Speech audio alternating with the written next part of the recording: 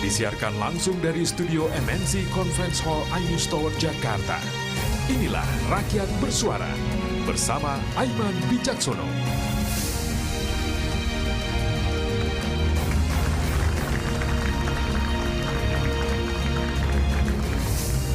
Hari ini saya membuka Rakyat Bersuara tidak dengan senyum.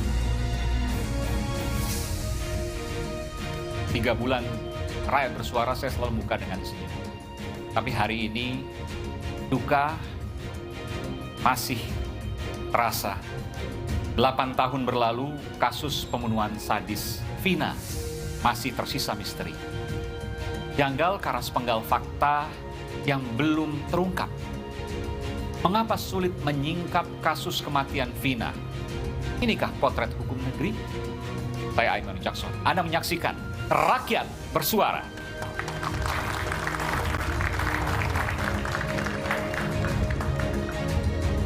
Saya akan mengundang para pembicara istimewa kita malam hari ini ke panggung Rakyat Bersuara. Telah hadir bersama saya Komisaris Jenderal Polisi Purnawirawan Ito Sumardi, Kabareskrim Polri periode 2009-2011. Selamat malam, Pak Ito.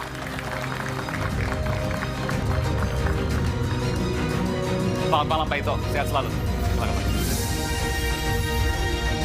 Yogi Nainggolan, pengacara dari 5 terpidana kasus Vina. Terima kasih, Pak Yogi. Terima kasih juga. Kami menghadirkan juga para terpidana nanti. Lalu hadir pula Effendi Ghazali, pakar komunikasi. Prof, selamat malam.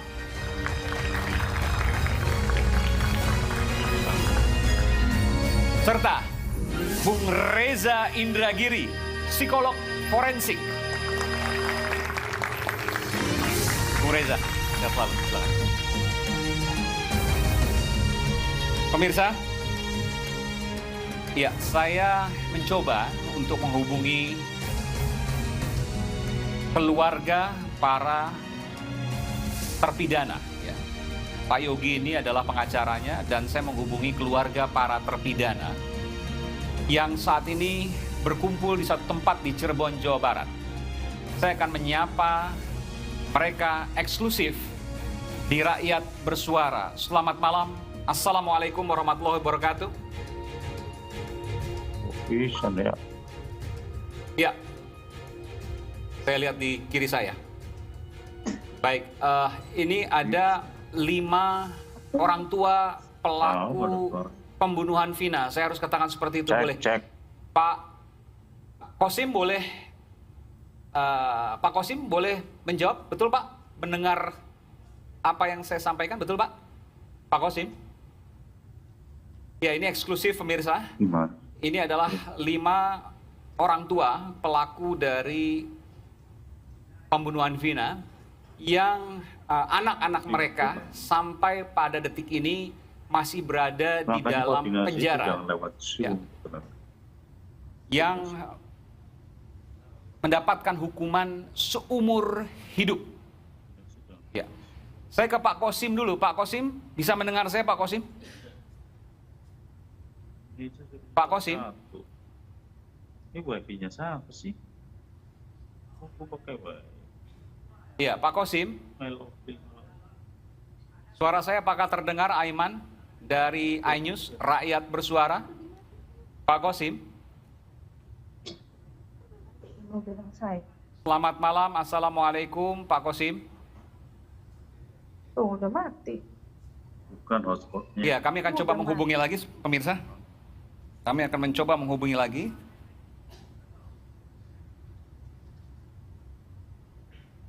Pak Kosim, selamat malam. Sebelum kita ke ya, masuk. saya ingin tanya dulu ke Pak Yogi. Pak Yogi itu betul ya orang tua pelaku ya? Boleh pakai itu Pak? Betul. Betul ya? Betul. Dan anak-anak mereka sampai pada hari ini masih dalam tahanan, penjara. Betul, terpidana. Terpidana. Seumur hidup. Seumur hidup. Itu 5-5-nya anaknya seumur hidup. Betul. Laki-laki semua, usianya semua nggak ada yang anak ya, di atas 18 tahun semua. Pada saat persidangan sudah dewasa.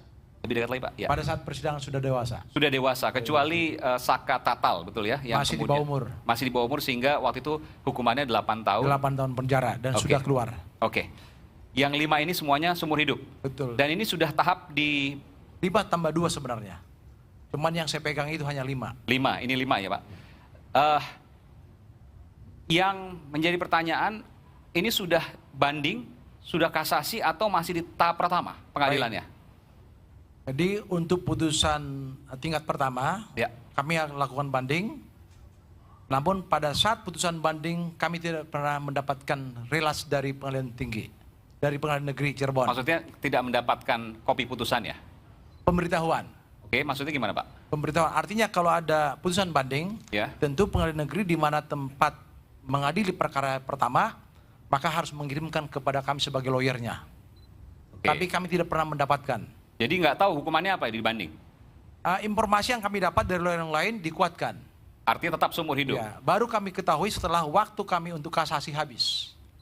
Oh sebentar. Jadi udah tahap pertama, lalu naik banding, tidak mendapatkan kabar, lalu kemudian sudah habis waktu jadi inkrah. Ya, Jadi tidak bisa kasasi, langsung kasasi. PK nanti kalau memungkinkan. betul. Itu harapan kami. Akan diajukan PK?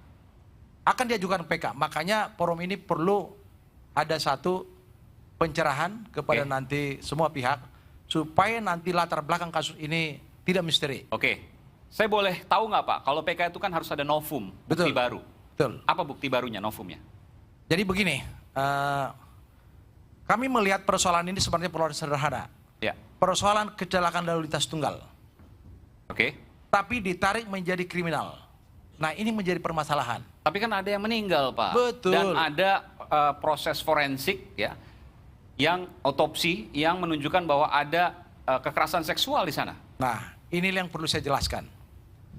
Jadi kalau kita merujuk ke dalam persoalan yang sebenarnya, ada sejoli sedang melintas di jalan flyover, jalan perjuangan, kemudian menabrak marka jalan yang permanen, Ya.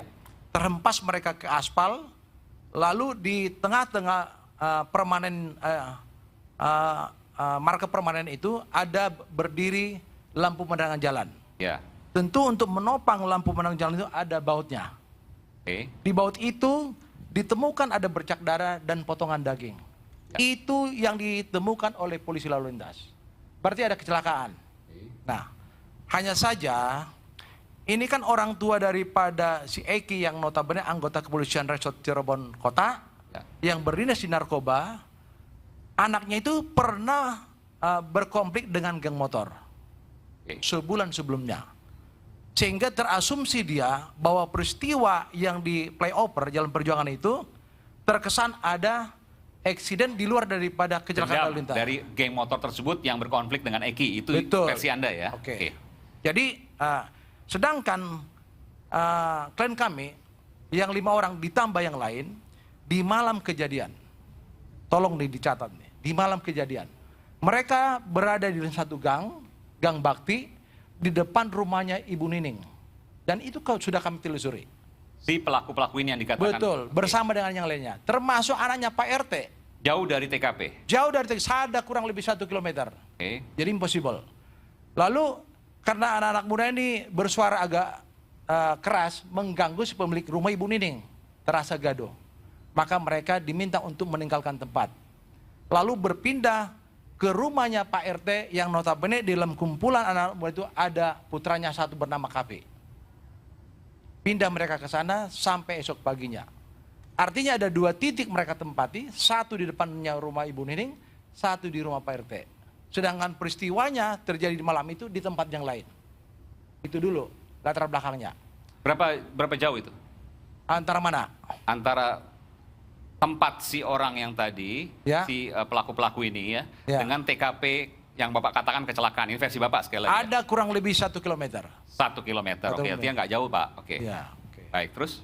Lalu berikutnya, setelah peristiwa tertanggal 27 Agustus 2016 itu, karena di benaknya daripada orang tua salah satu almarhum namanya Eki ini, namanya Rudiana, anggota kepolisian Resort Cirebon Kota, di unit narkoba mencoba mencari ya informasi di sekitar kejadian tersebut. Awalnya memang awalnya disimpulkan sementara waktu itu kecelakaan tunggal, kecelakaan betul. tunggal. Kecelakaan tunggal. Oke. Karena fakta Ya. membuktikan. Oke. Lalu dia mendapatkan informasi yang sesat dari dua orang. Namanya Aib dan Dede. Dan di persidangan kedua-duanya dimisterikan. Tidak pernah hadir. Tapi disebutkan dalam BAP dan Ada dakwaan. betul dalam pemeriksaan. Tetapi di persidangan nggak pernah hadir. Ini kan jadi misteri. Ya. Harusnya ini menjadi penguak tabir. Lalu informasi ini disampaikan kepada orang tuanya.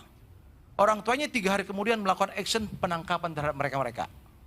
Termasuk tadi ada yang di bawah umur yang tidak mengerti apa yang terjadi di satu lokasi Ini maksud tentang orang tuanya Pak Rudiana ini ya. betul. Oke, ini Nah, bersama sekali lagi dengan pemirsa ini adalah versi dari pengacara. Tapi nggak apa-apa, ini kita Oke, berikan oke. kesempatan. Silakan, Pak. Lalu dilakukan penangkapan.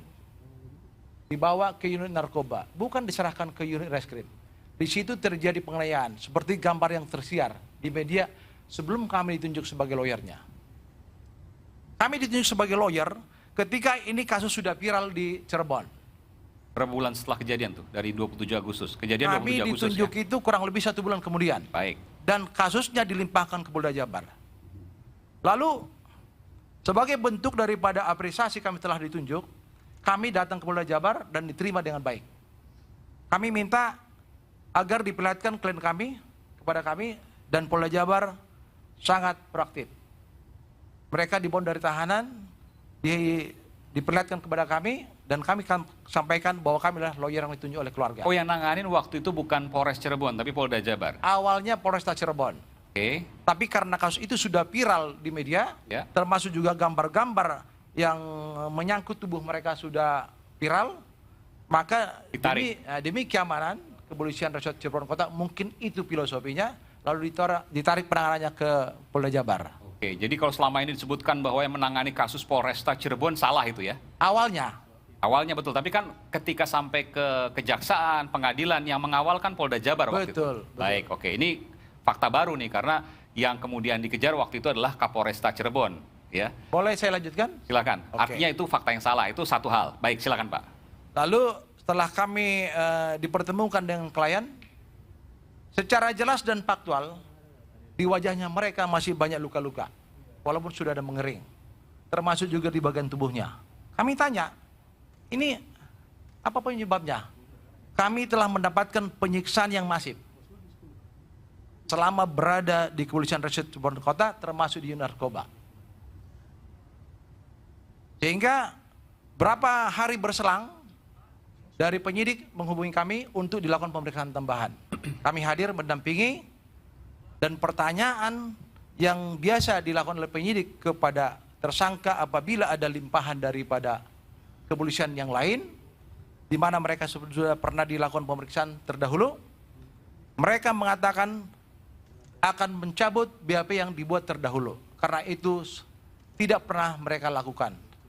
Karena Ini yang mereka mengatakan para pelaku itu. para pelaku, karena Oke. posisi mereka apapun yang diinginkan oleh penyidik, maka mau tidak mau mereka akan lakukan. Karena Itu ditarik BAP-nya pada waktu Anda mendampingi. betul, itu di kepolisian daerah Jawa Barat. Karena mereka menceritakan kepada Anda pada waktu pemeriksaan mereka bukan mengatakan yang sebenarnya karena ada intimidasi dan Betul. kemudian fisik dan lain sebagainya. Itu yang disampaikan oleh mereka kepada Anda. Ya, dan tanpa ada pengaruh dari kami sebagai lawyer, kami sifatnya hanya mendampingi. Oke, akhirnya dicabut Pak BAP-nya. Dicabut. Diganti Karena dengan BAP baru. diganti dengan BAP baru. Oke. Lalu kemudian BAP baru semuanya berbeda dengan pernyataan Berbeda. sebelumnya. Misalnya Karena- apa Pak perbedaannya? Apa yang Anda ingat? Oke. Jadi kalau kita lihat secara generalnya isi daripada BAP, satu, bahwa mereka bukan bagian daripada geng motor dan tidak kenal dengan kedua korban, tidak kenal juga dengan DPO yang ada dalam berkas perkara. DPO yang 3 orang itu. Betul, sebenarnya bukan 3, ada 4 itu. Satu Kalau lagi kita lihat perempuan. dalam berkas perkara itu ada 4. Satu lagi perempuan. Satu lagi lelaki. Oh, 4-4 laki-laki. Laki-laki. Cuman kan yang sekarang dipublikasikan itu ada 3. Sebenarnya ada 4 di dalam berkas perkara. Oke, di dalam berkas perkara ada 4. Ada Oh, 4 ini fakta itu. baru lagi. Jadi di dalam berkas perkara itu bukan 3 buronan, tapi 4 buronan. 4 buronan. Yang sampai sekarang belum ketemu semua tuh 4-4-nya. Gak jelas, kita orang tahu. Karena Ya. itu urusan daripada penyidik. Itu di Polda Jabar sekali lagi ya. Lalu Waktu itu. berikutnya. Baik. Lalu berikutnya. Pada waktu melakukan rekonstruksi, kami juga disampaikan oleh penyidik bahwa akan ada dilakukan rekonstruksi di Cirebon. Itu diperiksa di Polda Jabar, Pak. Saya konfirmasi. Apanya? Ini yang tadi BAP yang kemudian diganti Betul. di Polda Jabar Sudah ya? di Polda Jabar itu. Oke, baik. Lalu berserang berapa waktu kemudian kami dihubungi oleh penyidik Polda Jabar bahwa ada agenda untuk rekonstruksi. Kami akan hadir ke Cirebon. Nah, setelah kami hadir ke Cirebon, kami melihat ada adegan-adegan. Adegan-adegan itu yang tidak pernah dilakukan oleh klien kami. Maka kami menolak, kecuali adegan yang dua. Satu yang berada di depannya rumah Ibu Nining, karena mereka gaduh sehingga diusir. Dan satu adegan yang di rumahnya Pak RT. Tapi adegan yang kedua, Pak RT ini menolak, karena anaknya udah selamat. Ini harus dibuka nih ya. Anaknya sudah diambil dari kepolisian. Maksudnya? Jadi begini, saya jelaskan kembali. Pada saat kumpul-kumpul di depan rumah Ibu Nining, ada kurang lebih mereka 9-10 orang, anaknya Pak RT bernama Kapi ada di dalamnya. Oke. Lalu mereka bergeser ke rumahnya Pak RT yang kosong. Termasuk juga anaknya Pak RT. Ya. Nah, dilakukan penangkapan 3 hari kemudian karena berdasarkan informasi yang sesat. Termasuk anaknya Pak RT itu. Termasuk anaknya Pak RT. Ya. Kemudian anak Pak RT-nya datang ke kepolisian. Bahwa anak saya ada di rumah, kira-kira itulah informasinya. Ngotot lakcir, mungkin begitu. Sehingga kepolisian mengeluarkan dia, tetapi orang ini tidak dikeluarkan. Padahal sama-sama malam itu di rumahnya Pak RT. Setelah berpindah dari... Jadi anaknya Pak RT ini sama sekali tidak pernah terkena proses hukum, Anda mau mengatakan itu? Betul. Dibawa mula-mula. Tetapi karena Pak Kapi anaknya ini dijemput sama bapaknya dengan argumentasi yang mungkin bisa diterima oleh kepolisian, sehingga dia dilepaskan. Tidak pernah jadi tersangka dan sebagainya, tidak pernah jadi tersangka. walaupun sempat di BAP di awal. Ada BAP awal. Oke, baik. Ada BAP awal. Lalu berikutnya, kita masuk ke arena persidangan. Kami kan mendapatkan berkas dari pengadilan. Ini sudah BAP baru nih ya di persidangan Sudah. ya. Oke, baik. Termasuk juga BAP yang lama tetap. Ya. Ya. Kami melihat ada 2 berkas, karena ini sifatnya split. Berkas pertama di situ ada Eko dan Ripaldi, 1 berkas. 1 berkas lain ada 5 orang lagi, termasuk klien saya ada 4 di berkas yang kedua. Nah, kami melihat di situ ada beberapa hasil pemeriksaan daripada rumah sakit umum, ada juga hasil pemeriksaan daripada dokter forensik. Nah, di dalam pemeriksaan dokter forensik itu ditemukan sperma di tubuh daripada wanita yang menjadi korban. Vina. Ya. Oke. Dan dokter forensik itu juga sudah diminta pendapatnya di dalam ruang persidangan. Seharusnya DNA sperma itu harus ditingkatkan DNA-nya untuk mengetahui itu milik siapa. Oke. Nah, klien kami kan ada dalam penguasaan pihak kepolisian, tapi tidak dilakukan. Hanya kalau kita melihat ke dalam konteks rumusan pasal yang bersangkakan 338, 340 walaupun terbalik ya. Junto pasal 81 perubahan daripada undang-undang tahun 2002 dan sekarang undang-undang 2014. Memang di situ terumus ya. Pasal 81 itu harus juga mengadopsi pasal 76D menyangkut masalah kekerasan seksual kepada anak di bawah umur. Kenapa sekarang ini ada orang bertanya-tanya, kenapa tidak menggunakan undang-undang masalah pasal tentang Oke, pasal belakang dulu Pak. pemerkosaan. Saya ingin tanya, itu Bapak tahu bahwa ada, mohon maaf tadi sebutkan tadi ya, ada sperma tadi itu di pengadilan sebelumnya tidak pernah tersebut di dalam BAP? Tidak, karena BAP kan kita dapatkan Jadi dari ada di pengadilan. penuntutan itu? Iya. Di kejaksaan maksudnya? Jadi ketika Ya, ini persidangan, saya konfirmasi dulu Pak. Artinya tidak pernah ada pada saat penyidikan di kepolisian, di penuntutan ada? karena itu dalam 1 berkas. Enggak, Pak. Saya harus tanya ke Bapak. Bapak harus fair juga nih. Ya. Hal tersebut di penyidikan di kepolisian ada tidak? Ada, pasti ada. Karena itu diminta oleh Spermanya polisi. ada. Artinya bukan hal baru dong Pak? Bukan. Oke, baik. Baik. Karena otopsi mayat itu Jadi kan diminta oleh- janggalnya di mana menurut Bapak? Ya, artinya begini. Kalau ada dalam hasil temuan dokter forensik di tubuh korban yang dibedah mayat, Ya. tentu kan ada tindak lanjutnya untuk meriksa DNA. Ya. Ini sperma milik siapa? Dan itu ada dilakukan? Tidak dilakukan. Tidak pernah ada dilakukan? Tidak dilakukan. Sampai di pengadilan pun Tidak pernah dilakukan. Lalu kemudian dari mana bisa dikatakan bahwa 7 pelaku itu bagian dari pemilik, mohon maaf ya, Ya. apa yang ditemukan tadi, sperma? Nah, itulah yang tidak terungkap dalam putusan hakim. Oke. Menarik kan? Berarti bahwa ada, yang tadi katakan sperma itu, berarti bahwa ada kekerasan seksual. Nah, kalau kita bicara dalam konteks... Bukan kecelakaan tunggal. Ya, oke. Begini. Kita juga harus berpikir dewasa. Kenapa saya ajak begitu? Kita tidak bisa langsung merumuskan bahwa sperma itu ada kaitannya dengan klien-klien kami. Kenapa saya katakan begitu? Saya tahu arah Anda kemana. Oke. Maksudnya bisa saja bukan itu, tapi kemudian bisa saja teman laki-lakinya siapapun itu. Oke, itu betul. Itu Anda mau mengatakan itu kan? Betul, ya. Baik. Yang kedua, fakta di TKP ada sorotan CCTV dan itu tertuang dalam BAP. Seandainya ada tindakan-tindakan di dalam olah TKP kaitannya dengan peristiwa itu dan di sekitar itu melihat ada pemilik rumah memiliki CCTV yang menyorot keluar, selesai sudah masalahnya. CCTV itu jadi pertimbangan pada saat pengadilan? Tidak ada, Tidak ada. tapi muncul. Hakim tidak meminta waktu itu. Karena di persidangan kan tidak mungkin lagi diminta karena sudah bentuk berkas perkara. Seharusnya itu wilayah di penyidikan. Di Dan tidak pembuktian. pernah ada waktu itu. Tidak pernah. Oke, baik. Nggak apa-apa, ini kita ungkap Oke, fakta-fakta. oke. Meskipun saya harus sampaikan bahwa pengadilan hakim di tingkat pertama maupun tingkat banding Ya. menyatakan bahwa 5 klien Bapak, pemuda-pemuda itu bersalah dan Seumur hidup. hukumannya seumur hidup. Betul. Dan itu artinya sudah dilakukan proses persidangan oleh hakim dari bukti-bukti yang kemudian dilakukan penyidikan di kepolisian maupun penuntutan di kejaksaan. Oke, Nah, betul. kita akan kembali, saya akan ke Pak Ito nanti dan juga ke Bung Reza, tapi saya akan nanti setelah jeda saya ingin ke Cirebon dulu untuk kita wawancara eksklusif dengan para keluarga pelaku di sana. Kami akan segera kembali, tetaplah bersama kami di Rakyat Bersuara.